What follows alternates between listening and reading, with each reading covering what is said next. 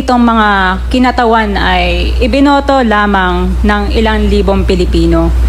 Ngunit ang kasama natin ngayon ang Pangulong Duterte, ang most voted Philippine leader ng 2016.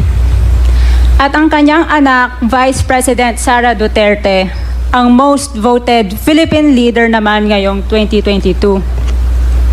I would like to manifest na gusto ng sambayanang Pilipino ang pagdurog niya sa mga kriminal, durugista at NPA na terorista.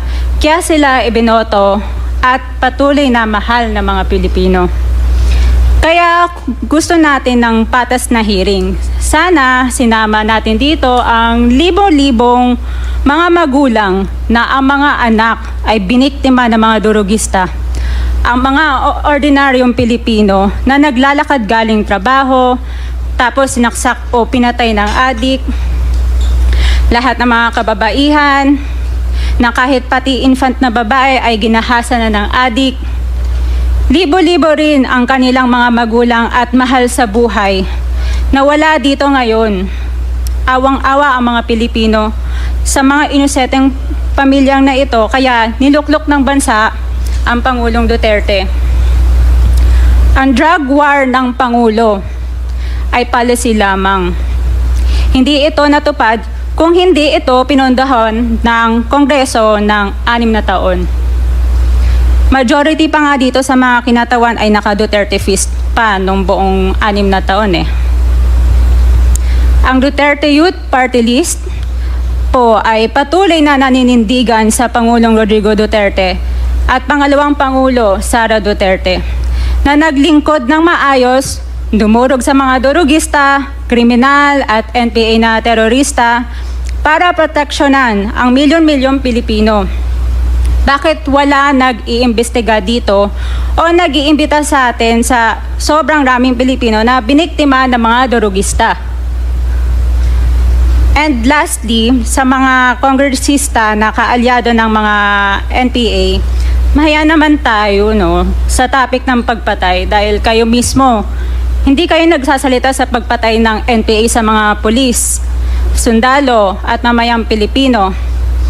Pati rin po sa mga natitirang resource persons na gusto mag-abogada papuntang ICC, si Attorney Maria Cristina Conti, na kandidato ngayon ng Bayan Muna Party List. Kasama po ang inyong katabi na si Nery Colmenares ng Bayan Muna. Sa NPA, nire-recruit ang mga kabataan para pabagsakin ang gobyerno at pumatay ng mga pulis, sundalo at tropa ng gobyerno. Di nyo naman kinokondena ang pagpatay nila. Ang kinokondena nyo ngayon ay ang dalawang naging most trusted leaders ng bansa na todo effort protektahan ang milyong-milyong mga Pilipino. In support sa advocacy sa Pangulong Duterte, ang Duterte Youth Party List ngayon, Kongreso, ito ang kaisa-isang nagpapanukala ng pagbalik ng death penalty para sa mga rapist, kidnappers, durugista at terorista.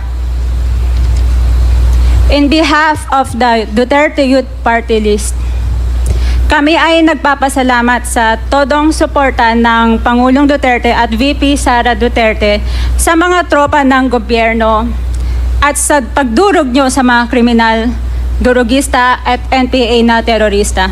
Yun lang po. Maraming salamat po, Mr. Chair, at magandang gabi po. Thank you, Congresswoman.